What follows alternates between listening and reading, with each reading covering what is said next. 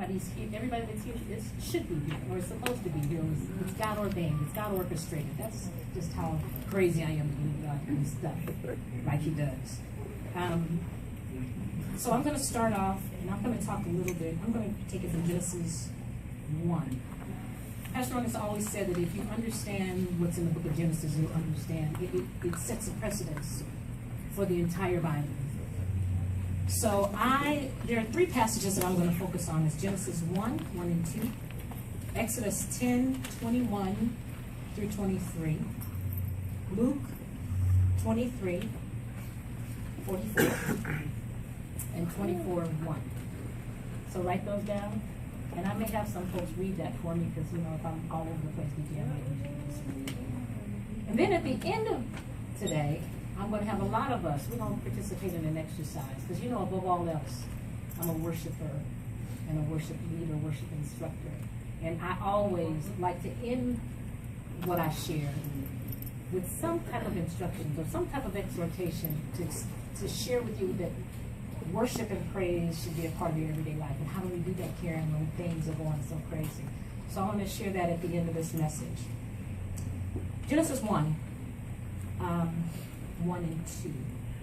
Before I go there, let me just say this. There's a space between the beginning of a thing and the end of a thing. We all might experience in between that space something called darkness. In Genesis 1:1, we're going to talk about that in just a minute. We're going to read that. I'm going to talk about darkness today. And usually in our ministry, we like to talk about not so much as the negative side of things, but or the brighter side of things. But I want to talk a little bit about darkness, because darkness is not a bad thing. No. It's not a bad thing. But many times we find ourselves in a very dark place. We find ourselves where we can't seem to make sound decisions. We can't decide if I'm going to go left or if I'm going to go right. We're at a crossroads. Sometimes we're at a crossroads in our lives when it relates to our job, our children, our relationships. This darkness or this dark place, I always say that Murphy's Law is in full effect.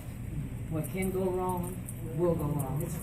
It's from the beginning of a thing and you're looking to get to the end of that thing. In between there sometimes, there's this dark space. We find ourselves in a place of uncertainty. We find ourselves thinking, did I make the right decision by doing what I did or saying what I said?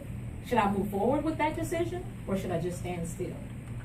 The place is where nothing seems to be going as planned. Sometimes we experience death. Sometimes we experience breakups. It's the in-between time. It's in the meantime. It's the space between the call and the answer. It's the space between the prayer and the promise. It's the place between the promise that you've been given and the fulfillment of that promise. I call it the waiting place. And many times in that space it's dark. We can't see. We don't know if we're going to go left or right. We don't know what to do, up or down. It's a place where there's pain sometimes, and there's loss. It's a place where our children are acting crazy and our husband has left us. It's a place where we've been abused. It's a place where we cried out to God and He doesn't seem to be hearing what we're saying. It's a place that we're just sitting and we find ourselves sometime in a depressive state. We might say we're not depressed, but I learned from a doctor, anytime you sleep a lot, that might be a sign of depression, especially if it's in men. If you guys sleep a lot, then maybe that's a sign that the things in your life that's going on are starting to get to you, are starting to get next to you. I'm not going to spend a lot of time talking about the dark. Well, I am going to spend a lot of time talking about the dark. It's not a bad place to be in. But all this stuff is going on. It's a very, very, it's a space that we get in and nobody wants to talk about it. We come to church and we smile. How you blessed? How you doing? I'm blessed. How you doing, girl?